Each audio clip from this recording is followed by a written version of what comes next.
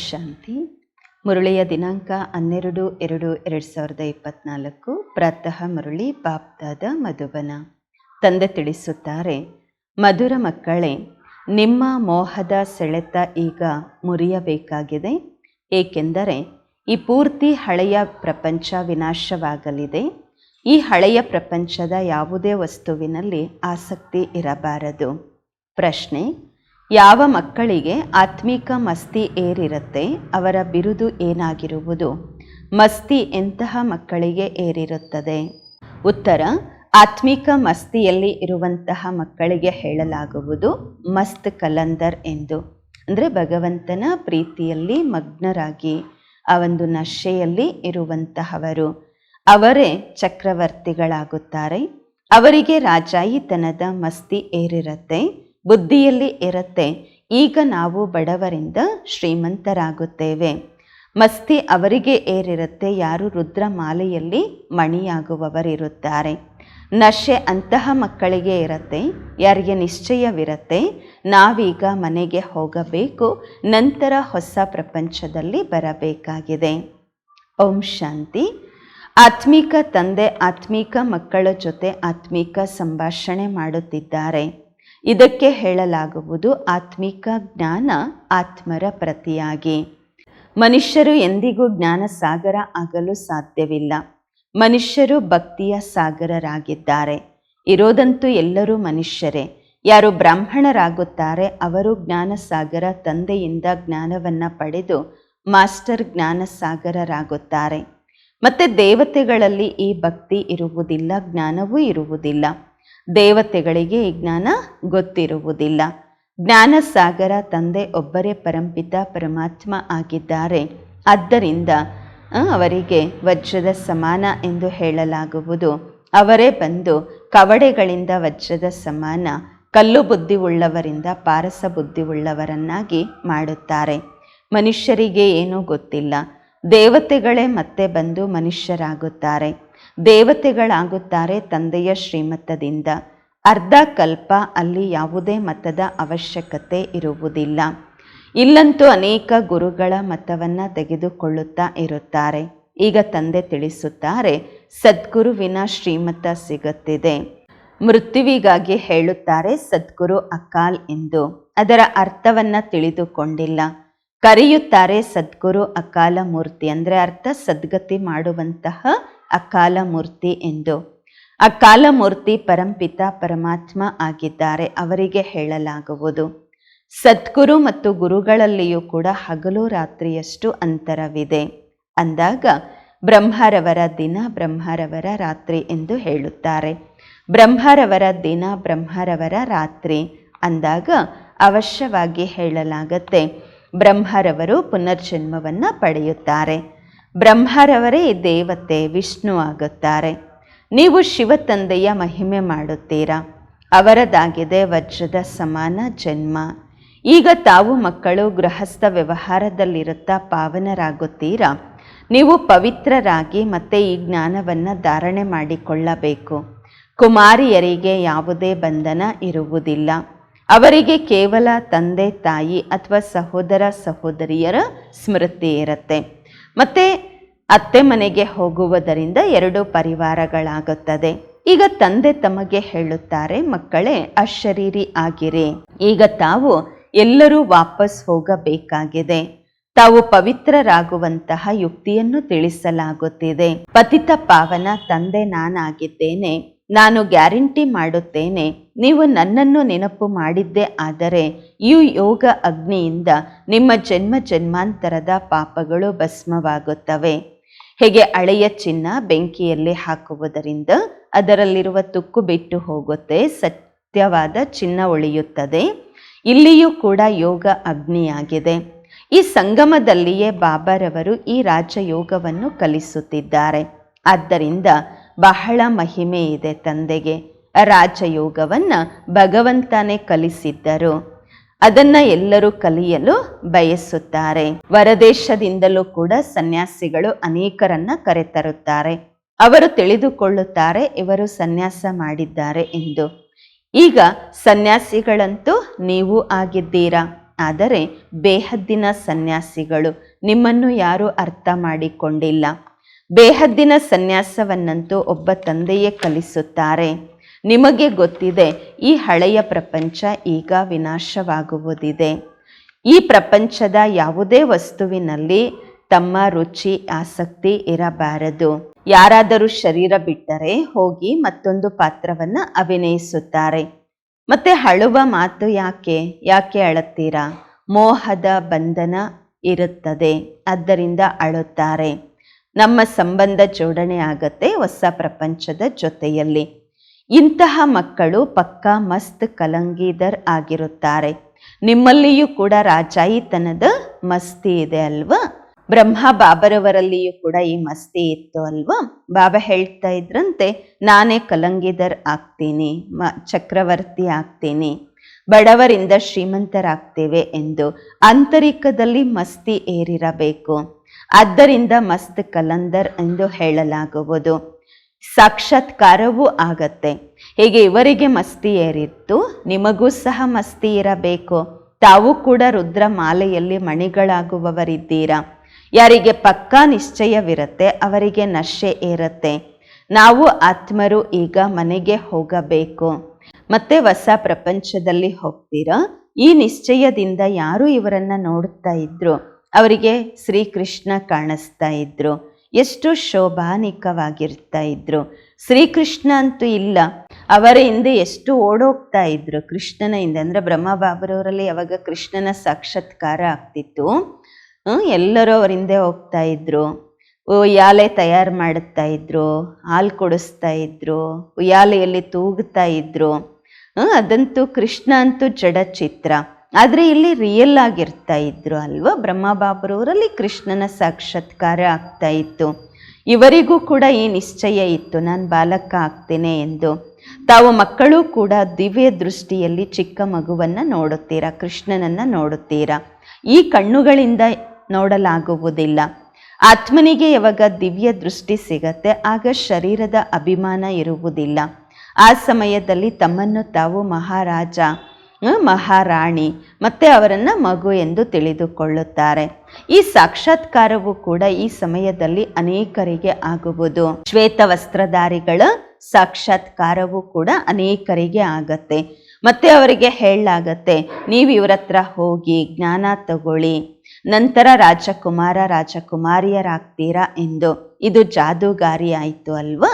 ವ್ಯಾಪಾರವೂ ಕೂಡ ಬಹಳ ಚೆನ್ನಾಗಿ ಮಾಡ್ತೀರಾ. ಬಾಬಾ ಕವಡೆಗಳನ್ನ ತಗೊಂಡು ವಜ್ರ ಮುತ್ತುಗಳನ್ನ ಕೊಡ್ತಾರೆ. ವಜ್ರದ ಸಮಾನ ತಯಾರಾಗ್ತೀರಾ.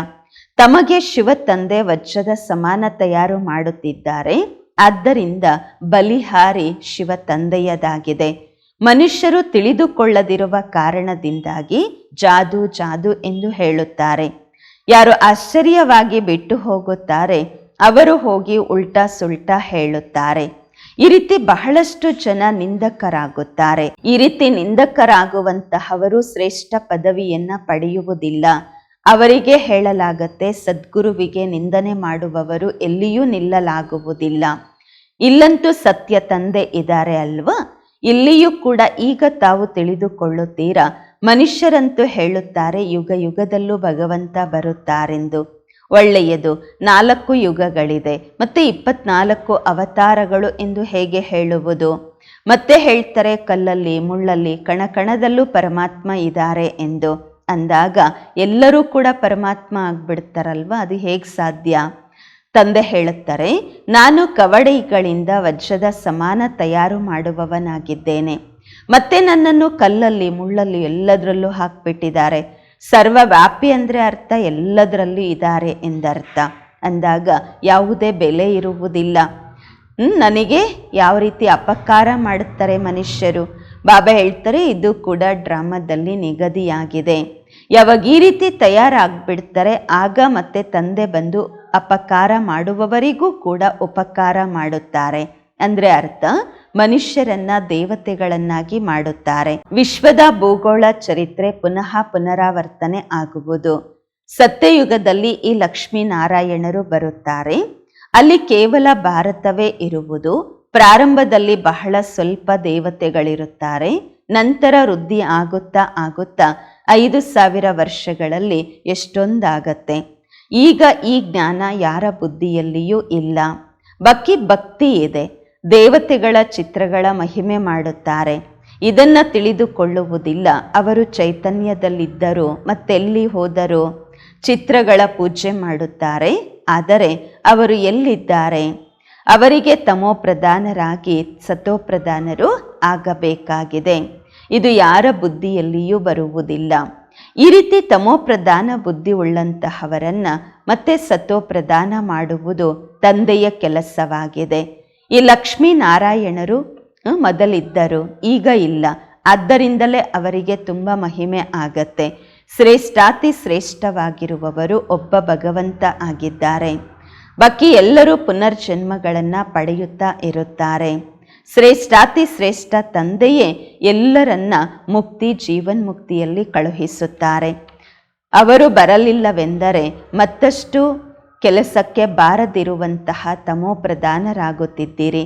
ಯಾವಾಗ ಇವರು ರಾಜ್ಯ ಮಾಡುತ್ತಿದ್ದರು ಆಗ ಬಹಳ ಬೆಲೆ ಇತ್ತು. ಅಲ್ಲಿ ಯಾವ ಪೂಜೆಯೂ ಮಾಡುವುದಿಲ್ಲ. ಪೂಜ್ಯ ದೇವಿ ದೇವತೆಗಳೇ ಪೂಜಾರಿಗಳಾಗುತ್ತಾರೆ. ವಾಮ ಮಾರ್ಗದಲ್ಲಿ ವಿಕಾರಿಗಳಾಗುತ್ತಾರೆ. ಇದು ಯಾರಿಗೂ ಗೊತ್ತೇ ಇರುವುದಿಲ್ಲ. ಇವರು ಸಂಪೂರ್ಣ ನಿರ್ವಿಕಾರಿಗಳಿದ್ದರು. ತಾವು ಬ್ರಾಹ್ಮಣರಲ್ಲಿಯೂ ಕೂಡ ಈ ಮಾತುಗಳನ್ನು ನಂಬರ್ ವಾರಾಗಿ ತಿಳಿದುಕೊಳ್ಳುತ್ತೀರಾ. ಸ್ವಯಂವೇ ಪೂರ್ಣವಾಗಿ ತಿಳಿದುಕೊಂಡಿಲ್ಲವೆಂದರೆ ಅನ್ಯರಿಗೆ ಏನು ತಿಳಿಸುತ್ತೀರಾ?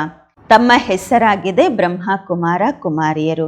ಅನ್ಯರಿಗೆ ತಿಳಿಸಲಾಗಲಿಲ್ಲವೆಂದರೆ ನಷ್ಟ ಆಗತ್ತೆ. ಅದಕ್ಕೋಸ್ಕರ ಹೇಳಬೇಕು, ನಮಗಿಂತ ಹಿರಿಯರಿದ್ದಾರೆ, ದೊಡ್ಡ ಅಕ್ಕಂದಿರಿದ್ದಾರೆ, ಅವರು ಬರ್ತಾರೆ, ನಿಮಗೆ ತಿಳಿಸ್ತಾರೆ ಎಂದು. ಇಲ್ಲಾಂದರೆ ಏನು ಇಷ್ಟ ಬರುತ್ತೆ ಅದು ಹೇಳ್ಬಿಟ್ರೆ ಡಿಸ್ಸರ್ವಿಸ್ ಆಗಿಬಿಡತ್ತೆ. ಭಾರತವೇ ವಜ್ರದ ಸಮಾನವಾಗಿತ್ತು, ಈಗ ಕವಡೆಯ ಸಮಾನವಾಗಿದೆ. ಭಿಕ್ಷುಕರಿಂದ ರಾಜಕುಮಾರರನ್ನಾಗಿ ಯಾರು ಮಾಡುತ್ತಾರೆ? ಲಕ್ಷ್ಮೀನಾರಾಯಣ ಈಗ ಎಲ್ಲಿದ್ದಾರೆ? ಲೆಕ್ಕಾಚಾರವನ್ನು ತಿಳಿಸಿರಿ ಎಂದರೆ ತಿಳಿಸಲಾಗುವುದಿಲ್ಲ. ಅವರೆಲ್ಲರೂ ಕೂಡ ಭಕ್ತಿಯ ಸಾಗರರಾಗಿದ್ದಾರೆ. ಅವರಿಗೆ ಅದೇ ನಶೆ ಏರಿರತ್ತೆ. ತಾವು ಜ್ಞಾನ ಸಾಗರ ಆಗಿದ್ದೀರಾ. ಅವರಂತೂ ಶಾಸ್ತ್ರಗಳಿಗೆ ಜ್ಞಾನ ಎಂದು ತಿಳಿದುಕೊಳ್ಳುತ್ತಾರೆ. ತಂದೆ ಹೇಳುತ್ತಾರೆ, ಶಾಸ್ತ್ರಗಳಲ್ಲಿ ಭಕ್ತಿಯ ರೀತಿ ಪದ್ಧತಿ ಇದೆ. ಎಷ್ಟು ನಿಮ್ಮಲ್ಲಿ ಜ್ಞಾನದ ಶಕ್ತಿ ತುಂಬುವುದು ಅಷ್ಟು ನೀವು ಅಯಸ್ಕಾಂತದಂತೆ ಆಗುತ್ತೀರಾ. ಮತ್ತೆ ಎಲ್ಲರಿಗೂ ಆಕರ್ಷಣೆಯಾಗುವುದು. ಈಗ ಅದಿಲ್ಲ. ಮತ್ತೆಯೂ ಕೂಡ ಯಥಾ ಯೋಗ ಯಥಾ ಶಕ್ತಿ, ಎಷ್ಟೆಷ್ಟು ತಂದೆಯನ್ನು ನೆನಪು ಮಾಡುತ್ತೀರಾ ಅಷ್ಟು ತಮ್ಮಲ್ಲಿ ಆಕರ್ಷಣೆ ಇರುವುದು. ಈ ರೀತಿಯೆಲ್ಲ ಸದಾ ತಂದೆಯನ್ನು ನೆನಪು ಮಾಡುತ್ತಲೇ ಇರುತ್ತೀರಾ ಎಂದೆಲ್ಲ. ಮತ್ತೆ ಈ ಶರೀರವೂ ಇರುವುದಿಲ್ಲ ಆ ರೀತಿ ಯೋಗ ಇದ್ದರೆ. ಈಗಂತೂ ಅನೇಕರಿಗೆ ಸಂದೇಶ ಕೊಡಬೇಕಾಗಿದೆ, ಸಂದೇಶವಾಹಕರಾಗಬೇಕಾಗಿದೆ. ತಾವು ಮಕ್ಕಳೇ ಪೈಗಂಬರ್ ಆಗುತ್ತೀರಾ, ಸಂದೇಶವಾಹಕರಾಗುತ್ತೀರಾ, ಮತ್ಯಾರೂ ಆಗುವುದಿಲ್ಲ. ಕ್ರೈಸ್ತ ಬಂದು ಧರ್ಮ ಸ್ಥಾಪನೆ ಮಾಡುತ್ತಾರೆ, ಅವರಿಗೆ ಸಂದೇಶವಾಹಕ ಎಂದು ಹೇಳುವುದಿಲ್ಲ. ಕ್ರಿಶ್ಚಿಯನ್ ಧರ್ಮವನ್ನು ಸ್ಥಾಪನೆ ಮಾಡುತ್ತಾರೆ, ಮತ್ತೇನೂ ಮಾಡುವುದಿಲ್ಲ. ಅನ್ಯರ ಶರೀರದಲ್ಲಿ ಅವರು ಬರುತ್ತಾರೆ, ಅವರ ಹಿಂದೆ ಅನ್ಯರು ಬರುತ್ತಾರೆ. ಇಲ್ಲಂತೂ ರಾಜಧಾನಿ ಸ್ಥಾಪನೆ ಆಗುತ್ತಿದೆ. ಮುಂದೆ ಹೋಗುತ್ತಾ ತಮ್ಮೆಲ್ಲರಿಗೂ ಸಾಕ್ಷಾತ್ಕಾರವಾಗುವುದು. ನಾವು ಏನೇನಾಗುತ್ತೇವೆ ಮತ್ತು ಏನೇನೋ ವಿಕರ್ಮಗಳನ್ನು ಮಾಡಿದ್ದೇವೆ. ಸಾಕ್ಷಾತ್ಕಾರ ಆಗುವುದರಲ್ಲಿ ನಿಧಾನವಾಗುವುದಿಲ್ಲ. ಕಾಶಿ ಕಲ್ವಟ್ ತಿಂತಿದ್ರಲ್ವ, ಅಂದರೆ ಕತ್ತಿಗಳ ಬಾವಿಯಲ್ಲಿ ಬೀಳ್ತಾ ಇದ್ರು. ಏಕದಮ್ ನಿಂತು ಆ ಒಂದು ಬಾವಿಯಲ್ಲಿ ಬೀಳುತ್ತಿದ್ದರು. ಈಗಂತೂ ಸರ್ಕಾರ ಅದನ್ನು ಬಂದ್ ಮಾಡಿಸಿದೆ. ಅವರು ತಿಳ್ಕೊಳ್ತಾರೆ ನಾವು ಮುಕ್ತಿಯಲ್ಲಿ ಹೋಗುತ್ತೇವೆ ಎಂದು. ಕತ್ತಿಗಳ ಬಾವಿಯಲ್ಲಿ ಇದ್ದರೆ, ಕಾಶಿಯಲ್ಲಿ ಬಿದ್ದರೆ ಮುಕ್ತಿಯಲ್ಲಿ ಹೋಗ್ತೀವಿ ಅಂತ ತಿಳ್ಕೊಳ್ತಾರೆ. ಬಾಬಾ ಹೇಳ್ತಾರೆ, ಮುಕ್ತಿಯನ್ನು ಯಾರೂ ಹೊಂದಲು ಸಾಧ್ಯವಿಲ್ಲ. ಸ್ವಲ್ಪ ಸಮಯದಲ್ಲಿ ಹೇಗೆ ಎಲ್ಲ ಜನ್ಮಗಳ ಶಿಕ್ಷೆ ಸಿಗತ್ತೆ, ಮತ್ತೆ ಹೊಸದಾಗಿ ಲೆಕ್ಕಾಚಾರ ಶುರುವಾಗತ್ತೆ. ವಾಪಸ್ಸಂತೂ ಯಾರೂ ಹೋಗ್ಲಿಕ್ಕಾಗೋದಿಲ್ಲ. ಎಲ್ಲಿ ಹೋಗ್ತಾರೆ? ಆತ್ಮಗಳ ಏನು ಸಿಜ್ರ ತಯಾರಾಗಿದೆ, ಅದು ಕೆಟ್ಟು ಹೋಗ್ಬಿಡುತ್ತೆ ಮಧ್ಯದಲ್ಲಿ ಹೋಗ್ಬಿಟ್ರು ಅಂದರೆ. ನಂಬರ್ ವಾರಾಗಿ ಬರ್ತಾರೆ, ನಂತರ ಎಲ್ಲರೂ ಒಟ್ಟಿಗೆ ಹೋಗುವಂಥದ್ದು. ತಾವು ಮಕ್ಕಳಿಗೆ ಸಾಕ್ಷಾತ್ಕಾರ ಆಗತ್ತೆ. ಆಗಲೇ ಈ ಚಿತ್ರಗಳನ್ನು ತಯಾರು ಮಾಡಿಸಲಾಗಿದೆ. 84 ಜನ್ಮಗಳ ಪೂರ್ತಿ ಸೃಷ್ಟಿಯ ಚಕ್ರದ ಆದಿ ಮಧ್ಯ ಅಂತ್ಯದ ಜ್ಞಾನ ತಮಗೆ ಸಿಕ್ಕಿದೆ. ಮತ್ತು ತಮ್ಮಲ್ಲಿಯೂ ಕೂಡ ನಂಬರ್ ವಾರಿದ್ದೀರಾ. ಕೆಲವರಂತೂ ಬಹಳ ಅಂಕಗಳನ್ನು ಪಡೆಯುತ್ತಾರೆ, ಪಾಸ್ ಆಗುತ್ತಾರೆ, ಕೆಲವರು ಕಡಿಮೆ. 100 ಮಾರ್ಕ್ಸ್ ಅಂತೂ ಯಾರಿಗೂ ಸಿಗುವುದಿಲ್ಲ. 100 ಅಂಕಗಳು ಅಂದರೆ 100% ಕಂಪ್ಲೀಟ್ ಇರುವಂಥದ್ದು ಬಾಬಾ ಒಬ್ಬರೇ. ಆ ರೀತಿ ಯಾರೂ ಆಗ್ಲಿಕ್ಕೆ ಆಗೋದಿಲ್ಲ. ಸ್ವಲ್ಪ ಸ್ವಲ್ಪ ವ್ಯತ್ಯಾಸ ಆಗತ್ತೆ. ಒಂದೇ ಸಮಾನ ಹೇಗಾಗ್ಲಿಕ್ಕೆ ತಯಾರಾಗತ್ತೆ. ಎಷ್ಟೊಂದು ಜನ ಮನುಷ್ಯರಿದ್ದಾರೆ, ಎಲ್ಲರ ಫೀಚರ್ಸು ತಮ್ಮ ತಮ್ಮದೇ ಆಗಿದೆ. ಆತ್ಮರು ಎಲ್ಲರೂ ಚಿಕ್ಕ ಬಿಂದುವಾಗಿದ್ದಾರೆ. ಮನುಷ್ಯರು ಎಷ್ಟು ದೊಡ್ಡ ದೊಡ್ಡವರಿದ್ದಾರೆ, ಆದರೆ ಫೀಚರ್ಸ್ ಅಂತೂ ಒಂದೇ ಸಮಾನ ಎಲ್ಲರದ್ದು ಇಲ್ಲ. ಎಷ್ಟೆಲ್ಲ ಆತ್ಮರಿದ್ದಾರೆ ಅಷ್ಟೂ ಜನ ಮತ್ತೆ ಅಲ್ಲಿ ಮನೆಗೆ ಹೋಗಬೇಕಾಗತ್ತೆ. ಇದೆಲ್ಲ ಡ್ರಾಮಾ ತಯಾರಾಗಿದೆ. ಇದರಲ್ಲಿ ಏನೂ ಸಹ ವ್ಯತ್ಯಾಸ ಆಗಲು ಸಾಧ್ಯವಿಲ್ಲ. ಒಂದು ಸಲ ಏನು ಶೂಟಿಂಗ್ ನಡೆದು ಬಿಡುತ್ತೆ, ಅದೇ ಮತ್ತೆ ನೋಡಲಾಗತ್ತೆ. ನೀವು ಹೇಳ್ತೀರಾ 5000 ವರ್ಷಗಳಿಗೆ ಮೊದಲು ಕೂಡ ನಾವು ಈ ರೀತಿ ಮಿಲನ ಮಾಡಿದ್ದೆವು. 1 ಸೆಕೆಂಡು ಸಹ ಹೆಚ್ಚು ಕಡಿಮೆ ಆಗಲು ಸಾಧ್ಯವಿಲ್ಲ. ಡ್ರಾಮಾ ಅಲ್ವಾ? ಯಾರಿಗೆ ರಚಯಿತ ಮತ್ತು ರಚನೆಯ ಜ್ಞಾನ ಬುದ್ಧಿಯಲ್ಲಿರುತ್ತೆ ಅವರಿಗೆ ಹೇಳಲಾಗುವುದು ಸ್ವದರ್ಶನ ಚಕ್ರಧಾರಿಗಳೆಂದು. ತಂದೆಯಿಂದಲೇ ಈ ಜ್ಞಾನ ಸಿಗತ್ತೆ. ಮನುಷ್ಯರಿಗೆ ಈ ಜ್ಞಾನ ಕೊಡಲು ಸಾಧ್ಯವಿಲ್ಲ. ಭಕ್ತಿಯನ್ನು ಕಲಿಸುತ್ತಾರೆ ಮನುಷ್ಯರು, ಜ್ಞಾನವನ್ನು ಕಲಿಸುತ್ತಾರೆ ಒಬ್ಬ ತಂದೆ. ಜ್ಞಾನ ಸಾಗರ ಒಬ್ಬ ತಂದೆಯಾಗಿದ್ದಾರೆ. ಮತ್ತು ನೀವು ಜ್ಞಾನ ನದಿಗಳಾಗುತ್ತೀರಾ. ಜ್ಞಾನ ಸಾಗರ ಮತ್ತು ಜ್ಞಾನ ನದಿಗಳಿಂದಲೇ ಮುಕ್ತಿ, ಜೀವನ್ ಮುಕ್ತಿ ಸಿಗುವುದು. ಅದೆಲ್ಲ ನೀರಿನ ನದಿಗಳಾಗಿವೆ. ನೀರಂತೂ ಸದಾ ಇದ್ದೇ ಇರತ್ತೆ. ಜ್ಞಾನ ಸಿಗತ್ತೆ ಸಂಗಮ ಯುಗದಲ್ಲಿ. ನೀರಿನ ನದಿಗಳಂತೂ ಭಾರತದಲ್ಲಿಯೇ ಹರಿಯತ್ತೆ. ಬಾಕಿ ಇಷ್ಟೊಂದೆಲ್ಲ ನಗರಗಳೆಲ್ಲ ಸಮಾಪ್ತಿಯಾಗತ್ತೆ. ನೀರು ನೀರಲ್ಲಿ ಸೇರಿ ಹೋಗುತ್ತೆ. ಇದು ಇದೇ ಭಾರತವಾಗುತ್ತೆ. ಅಂದರೆ ಅಂತಿಮದಲ್ಲಿ ಯಾವ ಖಂಡವೂ ಇರುವುದಿಲ್ಲ, ಕೇವಲ ಭಾರತ ಖಂಡ ಅಷ್ಟೇ ಉಳಿಯುತ್ತೆ. ಈಗ ತಮಗೆ ಪೂರ್ತಿ ಜ್ಞಾನ ಸಿಕ್ಕಿದೆ. ಇದು ಜ್ಞಾನವಾಗಿದೆ, ಬಾಕಿ ಎಲ್ಲ ಭಕ್ತಿ. ವಜ್ರದ ಸಮಾನ ಮಾಡುವಂತಹವರು ಒಬ್ಬ ತಂದೆಯಾಗಿದ್ದಾರೆ. ಅವರ ಜಯಂತಿಯನ್ನು ಆಚರಿಸಲಾಗುವುದು. ಕೇಳಬೇಕು, ಶಿವ ತಂದೆ ಏನು ಮಾಡಿದ್ದಾರೆ? ಅವರಂತೂ ಬಂದು ಪತಿತರನ್ನ ಪಾವನ ಮಾಡುತ್ತಾರೆ. ಆದಿ ಮಧ್ಯ ಅಂತ್ಯದ ಜ್ಞಾನವನ್ನು ಹೇಳುತ್ತಾರೆ. ಅದಕ್ಕೆ ಗಾಯನವಾಗಿದೆ, ಜ್ಞಾನ ಸೂರ್ಯ ಪ್ರಕಟವಾದರೂ ಅಜ್ಞಾನ ಅಂಧಕಾರ ಸಮಾಪ್ತಿಯಾಯಿತೆಂದು. ಜ್ಞಾನದಿಂದ ದಿನ, ಭಕ್ತಿಯಿಂದ ರಾತ್ರಿಯಾಗುವುದು. ಈಗ ತಮಗೆ ಗೊತ್ತಿದೆ, ನಾವು 84 ಜನ್ಮಗಳನ್ನು ಪೂರ್ಣ ಮಾಡಿದ್ದೇವೆ. ಈಗ ಬಾಬಾರವರನ್ನು ನೆನಪು ಮಾಡುವುದರಿಂದ ಪಾವನರಾಗುತ್ತೇವೆ. ಮತ್ತು ಶರೀರವೂ ಕೂಡ ಪಾವನವಾಗಿರುವುದು ಸಿಗುವುದು. ತಾವೆಲ್ಲರೂ ನಂಬರ್ ವಾರಾಗಿ ಪಾವನರಾಗುತ್ತೀರಾ. ಎಷ್ಟು ಸಹಜ ಮಾತಾಗಿದೆ, ಮುಖ್ಯ ಮಾತಾಗಿದೆ ನೆನಪಿನದು. ಬಹಳಷ್ಟು ಜನ ಇದ್ದಾರೆ, ತಮ್ಮನ್ನು ತಾವು ಆತ್ಮ ಎಂದು ತಿಳಿದು ತಂದೆಯನ್ನು ನೆನಪು ಮಾಡಲು ಬರುವುದೇ ಇಲ್ಲ. ಮತ್ತೆಯೂ ಸಹ ಮಕ್ಕಳಾಗಿರುತ್ತಾರೆ ಅಂದಾಗ ಸ್ವರ್ಗದಲ್ಲಿ ಅವಶ್ಯವಾಗಿ ಬರುತ್ತಾರೆ. ಈ ಸಮಯದ ಪುರುಷಾರ್ಥದ ಅನುಸಾರವಾಗಿಯೇ ರಾಜ್ಯ ಸ್ಥಾಪನೆ ಆಗುತ್ತಿದೆ. ಒಳ್ಳೆಯದು. ಮಧುರಾತಿ ಮಧುರ ಅಗಲಿ ಹೋಗಿ ಮರಳಿ ಸಿಕ್ಕಿರುವ ಮಕ್ಕಳ ಪ್ರತಿಯಾಗಿ ಮಾತ್ಪಿತಾ ಬಾಪ್ ದಾದಾರವರ ನೆನಪು, ಪ್ರೀತಿ, ಬೆಳಗಿನ ವಂದನೆಗಳು. ಆತ್ಮಿಕ ಮಕ್ಕಳಿಗೆ ಆತ್ಮಿಕ ತಂದೆಯ ನಮಸ್ಕಾರಗಳು. ನಾವು ಆತ್ಮಿಕ ಮಕ್ಕಳಿಂದ ಆತ್ಮಿಕ ಮಾತ್ಪಿತಾ ಬಾಪ್ ದಾದಾರವರಿಗೆ ನೆನಪು, ಪ್ರೀತಿ, ಬೆಳಗಿನ ವಂದನೆಗಳು ಹಾಗೂ ನಮಸ್ಕಾರಗಳು. ಧಾರಣೆಗಾಗಿ ಮುಖ್ಯ ಸಾರ ಫಸ್ಟ್ ಪಾಯಿಂಟ್ ಆಗಿದೆ. ಸದಾ ಇದೇ ನಶೆಯಲ್ಲಿ ಇರಬೇಕು. ನಾವು ಮಾಸ್ಟರ್ ಜ್ಞಾನ ಸಾಗರರಾಗಿದ್ದೇವೆ. ಸ್ವಯಂನಲ್ಲಿ ಜ್ಞಾನದ ಶಕ್ತಿಯನ್ನು ತುಂಬಿಕೊಂಡು ಚುಂಬಕದಂತೆ ಆಗಬೇಕು. ಆತ್ಮಿಕ ಸಂದೇಶವಾಹಕರಾಗಬೇಕು. 2ನೇ ಪಾಯಿಂಟು, ಯಾವುದೇ ಅಂತಹ ಕರ್ಮ ಮಾಡಬಾರದು ಅದರಿಂದ ಸದ್ಗುರು ತಂದೆಯ ಹೆಸರು ಕೆಡುವ ಹಾಗೆ. ಏನೇ ಆಗಲಿ ಆದರೆ ಎಂದಿಗೂ ಅಳಬಾರದು. ವರದಾನ: ಸತ್ಯತೆಯ ತಳಪಾಯದ ಮೂಲಕ ನಡತೆ ಮತ್ತು ಮುಖದಿಂದ ದಿವ್ಯತೆಯ ಅನುಭೂತಿ ಮಾಡಿಸುವಂತಹ ಸತ್ಯವಾದಿಗಳಾಗಿರಿ. ವರದಾನದ ವಿಶ್ಲೇಷಣೆ: ಪ್ರಪಂಚದಲ್ಲಿ ಅನೇಕ ಆತ್ಮರು ತಮ್ಮನ್ನು ತಾವು ಸತ್ಯವಾದಿಗಳೆಂದು ಹೇಳುತ್ತಾರೆ ಮತ್ತು ತಿಳಿದುಕೊಳ್ಳುತ್ತಾರೆ. ಆದರೆ ಸಂಪೂರ್ಣ ಸತ್ಯತೆ ಪವಿತ್ರತೆಯ ಆಧಾರದ ಮೇಲೆ ಆಗುತ್ತೆ. ಪವಿತ್ರತೆ ಇಲ್ಲವೆಂದರೆ ಸದಾ ಸತ್ಯತೆ ಇರಲು ಸಾಧ್ಯವಿಲ್ಲ. ಸತ್ಯತೆಯ ತಳಪಾಯ ಪವಿತ್ರತೆಯಾಗಿದೆ ಮತ್ತು ಸತ್ಯತೆಯ ಪ್ರಾಕ್ಟಿಕಲ್ ಪ್ರಮಾಣ ಮುಖ ಮತ್ತು ನಡತೆಯಲ್ಲಿ ದಿವ್ಯತೆ ಇರುತ್ತೆ. ಪವಿತ್ರತೆಯ ಆಧಾರದ ಮೇಲೆ ಸತ್ಯತೆಯ ಸ್ವರೂಪ ಸ್ವತಃ ಮತ್ತು ಸಹಜವಾಗತ್ತೆ. ಯಾವಾಗ ಆತ್ಮ ಮತ್ತು ಶರೀರ ಎರಡೂ ಪಾವನವಾಗತ್ತೆ, ಆಗ ಹೇಳಲಾಗುವುದು ಸಂಪೂರ್ಣ ಸತ್ಯವಾದಿ, ಅಂದರೆ ಅರ್ಥ ದಿವ್ಯತಾ ಸಂಪನ್ನ ದೇವತೆಗಳೆಂದು. ಸ್ಲೋಗನ್: ಬೇಹದ್ದಿನ ಸೇವೆಯಲ್ಲಿ ವ್ಯಸ್ತರಾಗಿದ್ದಾಗ ಬೇಹದ್ದಿನ ವೈರಾಗ್ಯ ಸ್ವತಃವಾಗಿ ಬರುವುದು. ಓಂ ಶಾಂತಿ.